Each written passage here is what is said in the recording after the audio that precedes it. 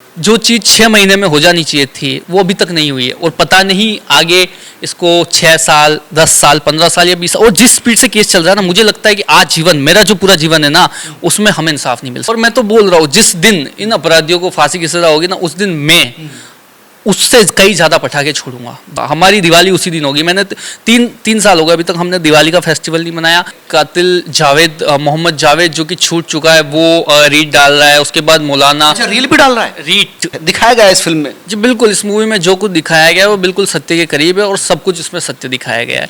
उस समय जब मेरे पिताजी को मारा गया था, तब हिंदू मुस्लिम कॉन्फ्लिक्ट नहीं हुआ था। ये मौलाना मदनी उस समय क्यों नहीं आया? जब किया तो वीडियो वायरल किया। और एक तीसरा वीडियो जिसमें ये कहीं रुके और इन्होंने कबूला कि हमने मालदा स्ट्रीट वाले का सिर कलम कर दिया है। दोस्तों, राजस्थान के उदयपुर के कन्हैयालाल दर्जी के मर्डर ने पूरे देश को हिला दिया था। वो मर्डर इतना निशंस था कि जिसने भी देखा वो अपनी आंखों पर विश्वास नहीं कर पाया। लेकिन 3 साल हो गए। 28 जून 2022 से अब 25 जुलाई चल रहा है। उनका बेटा संघर्ष कर रहा है, नंगे पैर है, बाल नहीं कटवाए, इसलिए क्योंकि वो चाहता है कि उसके बाप के कातिलों को सजा मिले। उसी दिन शपथ उठाई थी और तमाम रहनुमाओं ने, सियासतदानों ने कहा था कि फास्ट ट्रैक कोर्ट के साथ हम न्याय दिलाएंगे। 3 साल हो गई, सेटिस्फाई नहीं। अब उनके ऊपर एक फिल्म आई है, उसको लेकर भी आरोपी कातिल सुप्रीम कोर्ट पहुंच चुके हैं। देश के अलग अलग हाई कोर्ट में पिटीशन दायर की गई है कि यह फिल्म रिलीज नहीं होनी चाहिए, सच्चाई दिखनी नहीं चाहिए। यस से शुरुआत करते हैं। एक पिता एक पुत्र के लिए सबसे बड़ा दरख्त होता है, छाया होता है। क्या कहेंगे एक पिता के बारे में जो अब नहीं रहे?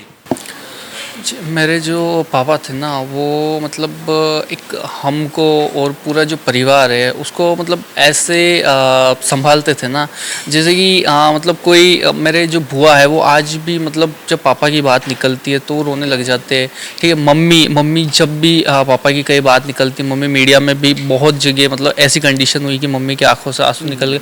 कई बार तो मैं खुद भी रो दिया। अभी भी आपके आंसू में देख रहा हूँ, नमी देख रहा हूँ। वही चीज़ें कि पापा की जो कमी है वो 3 साल से लेकर आज तक वैसी ही है जैसी 3 साल पहले थी, बट अभी तक हमें न्याय नहीं मिला।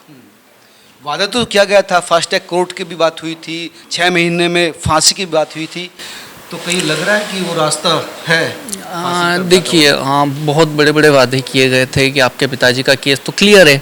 ठीक है, अपराधियों ने मारा है, वीडियो बनाया है, वायरल किया है और कबूल भी लिया है। ठीक है, कि हमने किया है, इस दिन किया है, इस समय किया है।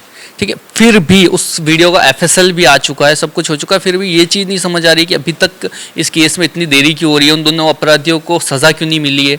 और अभी तक अब सज़ा मिलना तो बहुत दूर की बात है, केस फास्ट ट्रैक तक में नहीं हुआ है। 3 साल में फास्ट ट्रैक की जो डिमांड कर रहे हैं वो तक पूरी नहीं हुई है। 6 महीने में केस। दिक्कत क्या है? दिक्कत क्या है? दिक्कत नहीं पता, पर हमारा जो जुडिशियल सिस्टम है वो इस तरीके से काम करता है कि क्या बताए। और दिक्कत एक ये भी है कि केस जो है वो CBI कोर्ट को एडिशनल दिया हुआ NIA का। अगर शायद NIA का स्पेशल कोर्ट होता और वहाँ per day by day hearing होती, केस फास्ट ट्रैक होता, तो मे बी कि साल भर के अंदर केस निपट गया होता, वो 3 साल नहीं होते। बहुत बारीक और महत्वपूर्ण बात बता रहे कि NIA जिस केस को हैंडल कर रहा है वो अपने कोर्ट में उसको चलाता तो शायद ज्यादा कंसिडर करता है। बिल्कुल, NIA स्पेशल कोर्ट होना चाहिए था ना, कि किसी CBI के एडिशनल कोर्ट या फिर किसी अन्य कोर्ट में उसको एडिशनल चाह दिया। नेशनल लेवल का केस है, पूरे इंडिया के विदेशों में भी इसकी चर्चा हुई, पर फिर भी इस केस में इतना डिले क्यों हो रहा है, ये चीज़ समझ नहीं आ रही। बात डिले की छोड़िए, अब तो कातिल सुप्रीम कोर्ट पहुंचे हैं आपके पापा पे जो फिल्म आ रही है उसको रुकवाने के लिए। हाँ बिल्कुल, एक कातिल जावेद, मोहम्मद जावेद जो कि छूट चुका है, वो रीट डाल रहा है। उसके बाद मौलाना, अच्छा, रील भी डाल रहा है, रीट पिटीशन डाल रहा है। उसके बाद मौलाना मदनी जो कि जमीयत उलमा हिंद के मौलाना है, वो इस मूवी के खिलाफ पिटीशन डाल रहे, क्योंकि जबकि हमारी जो मूवी है वो मैं देख चुका हूँ। उसके बाद हमसे कंसर्न लेके बनाई गई है पूरी। इसमें जो कुछ दिखाया गया है वो एक आतंकवादी विचारधारा के खिलाफ है। ठीक है, कि दो पाकिस्तानी किस तरीके से उनकी जो जड़ें हैं वो इंडिया में जमाए रखे हैं, और वो किस तरीके से इन लोगों को कंट्रोल करते हैं, एक स्लीपर सेल मॉडल पे। क्या सत्य के करीब है? क्या सच दिखाया गया है इस फिल्म में? जी बिल्कुल, इस मूवी में जो कुछ दिखाया गया है वो बिल्कुल सत्य के करीब है, और सब कुछ इसमें सत्य दिखाया गया है। तो फिर जमीयत को क्या दिक्कत है? वही बात समझ नहीं आ रही मुझे। और यही जमीयत उस समय कब कहा गया था, जब मेरे पिताजी की हत्या हुई थी, तब ये लोग क्यों नहीं खड़े हुए? ये मौलाना मदनी उस समय क्यों नहीं आया कि जब मेरे पिताजी की हत्या हुई थी इन्होंने वीडियो वायरल किए, इन्होंने 3 वीडियो वायरल किए। एक वीडियो हत्या से 15 दिन पहले, बनाने से पहले, कि करने से पहले कि हम हत्या करेंगे, इन्होंने ये वीडियो बनाया। एक वीडियो जिन्होंने इन्होंने ये जब किया तो वीडियो वायरल किया, और एक तीसरा वीडियो जिसमें ये कहीं रुके और इन्होंने कबूला कि हमने मालदा स्ट्रीट वाले का सिर कर दिया है, और हम ये जो चाकू दिखाते हुए कि ये जो वो ये नुपुर शर्मा तेरी गर्दन और मोदी तेरी गर्दन तक भी जरूर पहुंचेगा, उन्होंने ये चीज बोली उसमें। और कितने कन्फर्म थे, 15 दिन तक एक साइकोलॉजी के साथ जीते रहे, 15 दिन बाद कत्ल किया, कत्ल के बाद भी पछतावा नहीं है, उसके बाद पीएम और नुपुर तक की बात कर रहे हैं। बिल्कुल, इतना होने के बावजूद अगर उनको सजा नहीं मिलती तो बहुत बड़ी बात है हमारे देश के अंदर। अब मदनी कह रहे हैं कि नहीं, इससे हिंदू मुस्लिम कन्फ्लिक्ट बढ़ जाएगा, देश में वायलेंस हो सकती है। ठीक है, कुछ बोलना चाहूंगा तो क्या उस समय जब मेरे पिताजी को मारा गया था तब हिंदू मुस्लिम कॉन्फ्लिक्ट नहीं हुआ था? उस समय क्या हुआ था? ये चीज वो अभी जो बोल रहे हैं वो उस समय क्यों नहीं बोले? वो कह रहे हैं ठीक है, आप कातिलों को सजा दीजिए, उसको पकड़ा गया है, वो चल रहा है, लेकिन इस फिल्म से जो है फिर से वो एक हिंदुओं मुसलमानों के प्रति नफरत बढ़ सकती है, हिंदू मुस्लिम दरार पैदा हो सकती है। अच्छा, तो एक जो हकीकत है, जो सच्चाई है, जो लोग देखना चाहते हैं, ठीक है, मुझसे जो भी इंसान मिलता है वो पूछता है कि एक्चुअली में आपके पिताजी के साथ क्या हुआ था, अभी तक उन्हें न्याय क्यों नहीं मिला, 3 साल हो गए, बहुत लंबा समय होता है, अभी तक क्यों कुछ नहीं हुआ? तो मेरे पास कोई जवाब ही नहीं होता उस चीज़ का। तो मैं चाहता हूं कि देश का हर व्यक्ति, हर इंसान, चाहे वो किसी भी धर्म, किसी भी समुदाय का हो, वो जाने कि मेरे पिताजी के साथ क्या हुआ, उन्हें किस विचारधारा के पे मारा गया, उन्हें किस तरीके से आतंकवादियों ने मारा। तो ये फिल्म कन्हैयालाल के परिवार का जवाब है। बिल्कुल, ये जो मूवी है ये हमारे परिवार का दर्द है, हमारा जवाब है कि हमें इंसाफ नहीं मिला, और जो भी लोग इस मूवी को देख रहे हो वो एक बार फिर से, जैसे 3 साल पहले हमारे साथ थे, वो वैसे फिर से खड़े हो और मजबूर कर दिया जाए कि उन अपराधियों को सजा दे जल्द से जल्द। हालांकि 3 साल हो गए हैं यस, लेकिन मुझे लगता है कि लिए आपके लिए तो वो लम्हा, वो दिन अभी भी जिंदा होगा आपकी स्मृति में। देखिए, कहीं ना कहीं मैं उस चीज़ को बहुत कोशिश करता हूँ कि वो मेरे दिमाग में ना आए, ठीक है, और मैं किसी तरह उस चीज़ से पर नहीं, जब तक मुझे नहीं लगता कि जब तक उन अपराधियों को सज़ा मिलेगी मैं उस चीज़ को कभी भुला पाऊँगा। जब उन अपराधियों को फांसी की सज़ा मिलेगी उसी दिन मैं मेरे पिताजी की अस्थियों का विसर्जन भी मैं उसी दिन करूँगा। वो अस्थियाँ भी ऐसे कैसे रखी हुई है, जब उन अपराधियों को फांसी की सज़ा होगी तभी मैं हरिद्वार जाके अस्थियों का विसर्जन करूँगा, जूते चप्पल भी उसी दिन पहनूंगा। क्या उस याद बताएंगे कि कैसे हुआ था वो दिन, कैसा था, या उससे पहले क्या माहौल था, किस तरह से पिता के साथ संवाद, कुछ याद है? देखिए, 10 जून की बात है, करीब पापा ने मुझे शाम को आके बोला था कि वो जो सामने नाजिम रहता है वो मेरे फ़ोन में कुछ पोस्ट वगैरह के लिए बोल रहा था और खुद ही डिलीट कर दी उसने। तो नाजिम ने आपके पिता का फ़ोन भी लिया, डिलीट कर दिया, बता रहा था। ठीक है, और वो उससे पहले भी पापा का फ़ोन लेता रहता था। तो क्योंकि पापा विश्वास करते थे, एकदम हमारे जैसे रखते थे उसको, बेटे जैसे। वो उसकी भी एज को 27-28 साल ही रही होगी उस समय। तो यही रहा, और सुबह पापा जब घर से निकलते तो पापा एकदम फेस पे टेंशन सी होती है। तो मैंने पूछा पापा क्या हुआ, तो पापा बोलते हैं कि मुझे थाने से कॉल आया, थाने पे बुलाया है। ये 10 तारीख की बात है? ये 10 तारीख 11 की बात, 11 की बात है। 10 को तो पोस्ट वगैरह नाजिम ने डिलीट किया। नाजिम ने डिलीट किया। देन सुबह जब पापा थाने पहुंचते तो पापा को ऐसा बोला जाता है कि आपने किसी धार्मिक भावना को आहत करते हुए कोई पोस्ट की है, इसलिए आपको गिरफ्तार किया। अच्छा। उसी समय पापा को थाने में बिठा लिया गया, और जब हम थाने पहुंचे पापा को बात करने के लिए, छुड़वाने के लिए, तो हमें पता चलता है कि जो FIR लिखवाई है वो लिखवाने वाला नाजिम खुद है। अच्छा, नाजिम ने डिलीट करी, नाजिम ने FIR दर्ज करवाई? बिल्कुल, नाजिम ने ही। बेटे की तरह, भाई की तरह आपके पापा मानते थे? बिल्कुल, उसके फादर एक्सपायर हो गए कोरोना में, उससे पहले उसके फादर को पापा ने कुछ 10 से 15 हज़ार रुपये की मदद भी की होगी, और कोरोना में एक्सपायर हो गए तो पापा ने उस लड़के से लिए भी नहीं कि छोड़ो क्या फ़र्क पड़ता है करके। पर नहीं, ये लोग कभी नहीं समझते उस चीज़ को। ये चाहता ना तो उसी समय उस मुद्दे को ख़त्म कर सका। पोस्ट डिलीट हो गई थी और सब कुछ मामला सिमट गया था, पर नहीं, इसने 100 लोगों को इकट्ठा करके थाने पे और पापा के खिलाफ FIR लिखवाई, और उसके बाद यही पापा की दुकान की रेकी करवा रहा था, और पापा को मारने की साजिश में ये भी शामिल था। नाजिम, तो नाजिम के पीछे फिर नाजिम व्यक्तिगत रूप से लीड कर रहा था या उसको एक टूल बनाया गया था? देखिए, अब चोर तो नहीं बोलेगा कि मेरी दाढ़ी में तिनका, ठीक है। हाँ, नाजिम का ये कहना था कि मुझसे मेरे समाज के लोगों ने करवाया, पर मैं इस बात को नहीं मान सकता। क्योंकि वही एफआईआर करने वाला, मैंने उसके साइन देखे एफआईआर रिपोर्ट पे। मोहम्मद घोष और अत्री जो ये था ये कब इस मामले में इन्वॉल्व हुआ? देखिए हाँ, मैं इसको तैयार कब किया गया कि कत्ल तुमको करना, तुमको चलाना है? देखिए मैंने एक वीडियो ये इंसिडेंट होने के बाद देखा जिसमें ये मोहम्मद रियाज अतारी ये 15 दिन पहले, मतलब इंसिडेंट होने से 15 से 20 दिन पहले ही एक वीडियो बना के बोलता है कि नबी की शान में गुस्ताखी करने वाले का मैं करूंगा और ये वीडियो उस दिन वायरल करूंगा जिस दिन मैं ये कर लूंगा, ठीक है। और उसी वीडियो में वो बोलता है अपने जो समुदाय के गुंडे वगैरह उनको भड़काते हुए कि तुम ये हरी पीली लाल चूड़ियाँ पहन लो क्योंकि तुमसे किसी जो गैर मुस्लिम है उसका खून नहीं होला, तुम तो खाली आपस में ही लड़ोगे, इस तरीके की मतलब भड़काते हुए वो बोलता है उस वीडियो को। वो वीडियो वो उस दिन वायरल करता है जिस दिन ये काम मतलब पापा की हत्या कर देता है, उस दिन वो 3 वीडियो वायरल करता है। एक में जिसमें वो कबूलता है, एक में जो काम जो उन्होंने किया का वीडियो बना के वायरल करता है, और तीसरा ये वीडियो, 3 वीडियो उसने उस दिन वायरल किया। और मोहम्मद घोष भी इसके साथ कम्युनिकेट कर रहा होगा, बात कर रहा होगा, क्योंकि दोनों ने ही एक साथ किया था। जी बिल्कुल, मोहम्मद घोष और रियाज दोनों कम्युनिकेट कर रहे थे। इसी के साथ पूरी एक चैन है जिसमें 9 लोग गिरफ्तार हुए, ठीक है, जिसमें जावेद और फरहाद 2 को बेल मिल चुकी है और 7 लोग अभी भी अंदर है मुख्य आरोपियों सहित। इनको जो बेल मिली है, इनको क्यों बेल मिली है?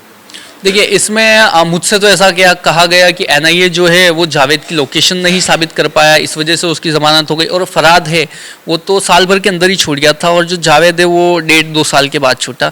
तो जो फरहाद है उसका ये बोला गया था कि उसके घर से उस समय हथियार मिले थे, उस सिलसिले में पकड़ा गया था, इसलिए उसे छोड़ना पड़ा। और जावेद के लिए ये कहा गया कि इसका जो है एनआईए लोकेशन नहीं साबित कर पाया, इसलिए इसकी बेल हो गई। तो इन्वेस्टिगेशन में भी अगर चीज़ें और बेहतर होती तो शायद इनको बेल ना मिलती। बिल्कुल, एनआईए जैसी एजेंसी, नेशनल लेवल की एजेंसी, पूरे देश की जो सबसे बड़ी एजेंसी, अगर उससे ही इतनी बड़ी भूल होगी, वो लोकेशन साबित नहीं कर पाएगी, तो कैसे एक इंसान न्याय की राह देखेगा? कई 2 लोग पाकिस्तान से भी हैं इस पूरे मामले में जो। जी बिल्कुल, 2 लोग पाकिस्तान से भी है, अबू इब्राहिम और अबू सलमान, और यहाँ तक कि रियाज और घोष है, ये दोनों पाकिस्तान में ट्रेनिंग लेके आए थे। पाकिस्तान गए थे? ये पाकिस्तान गए थे, पाकिस्तान ट्रेनिंग लेके आए थे। ये सब मीडिया और एनआईए की रिपोर्ट्स वगैरह सब में है रिकॉर्ड। इसकी पत्नी थी, उसको इसको बता रही थी कि बेकसूर है, उसको इसकी पत्नी भी थी जो रियाज की। तो देखिए अगर वो मर्डर करने के बाद भी अगर उसको बेकसूर बोलती है तो क्या कहूँ मैं, उसकी पत्नी आउट ऑफ द माइंड है। ये लोग पाकिस्तान भागने भी वाले थे, जो जा रहे थे, तो ये पाकिस्तानी शायद बॉर्डर पार करने वाले थे। देखिए इन्हें पकड़ लिया गया उदयपुर से 150 किलोमीटर दूर भीम, और ऐसा कहा जा रहा था कि अगर ये लोग अजमेर दरगाह पहुंच गए होते ना तो इम्पॉसिबल कि इन्हें पकड़ा जाता, क्योंकि इन्हें वहां से पाकिस्तान निकाल लिया जाता।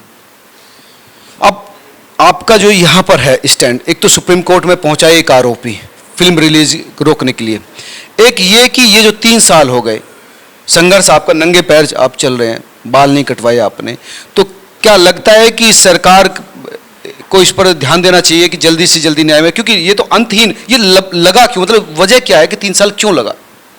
देखिए इतना साफ केस है, इतना सब क्लियर है, ठीक है, और केस फास्ट ट्रैक में नहीं चल रहा है, ठीक है, हाँ, और जिस भी तरीके से, पर जो चीज़ 6 महीने में हो जानी चाहिए थी वो अभी तक नहीं हुई है, और पता नहीं आगे इसको 6 साल 10 साल 15 साल या 20 साल, और जिस स्पीड से केस चल रहा है ना, मुझे लगता है कि आज जीवन मेरा जो पूरा जीवन है ना उसमें हमें इंसाफ नहीं मिल सकता। जिस स्पीड से अभी तक 150 गवाह है, उसमें से शायद 8-9 की गवाही भी नहीं हुई है। 150 में से 8 हुई है, ये तो मुझे लगता है कि आप 5% भी, वही तो 5% भी नहीं हुआ है, तो 5% भी किसको बोलते हैं कि अगर इतने 150 में से अगर लगभग 5%, 8-9-10 की गवाही होती तो होता, ठीक, पर नहीं, ऐसा भी नहीं है।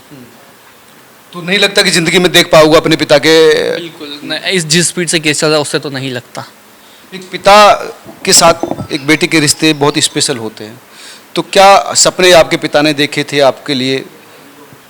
पापा ने यही देखा था कि मतलब अच्छी पढ़ाई वढ़ाई करेगा, कई छोटे वाले के लिए तो बोलते थे कई डॉक्टर वॉक्टर की उसको पढ़ाई, वो भी फार्मेसी वगैरह कर रहा था और अच्छी थी उसकी, पर पापा के बाद उसको वो चीज़ छोड़नी पड़ी और फिर उसको बीए करवाया। और मेरा भी था सपना कि मैं भी यूपीएससी का एग्ज़ाम क्रैक करूँ और कहीं आगे जाऊँ, बट वो भी सब रह गया, सब अधूरे रह गए। मम्मी भी अक्सर याद करती हैं? अब हम घरों के कामों में और जॉब वगैरह में इतने उलझ गए हैं कि सब कुछ नहीं हो सकता, और बहुत सारी तकलीफ़ है पापा के जाने के बाद। मुझे नहीं लगा कि मतलब कभी भी हम पापा की तरह परिवार को या फिर फैमिली को इस तरीके से चला पाएंगे, नहीं, आज भी नहीं लगता। पड़ोसियों का क्या रिएक्शन रहता है कि जिस तरह से बहुत सारे लोग आपकी दुकान में, उनका किस तरह से रहता है बिहेव? देखिए, हम जिस मोहल्ले में रहते हो वो पूरी तरह से हिंदू मोहल्ला है, तो ऐसा पड़ोसियों का तो कभी कुछ नहीं रहा, सभी पड़ोसी अच्छे हैं। दुकान के आसपास?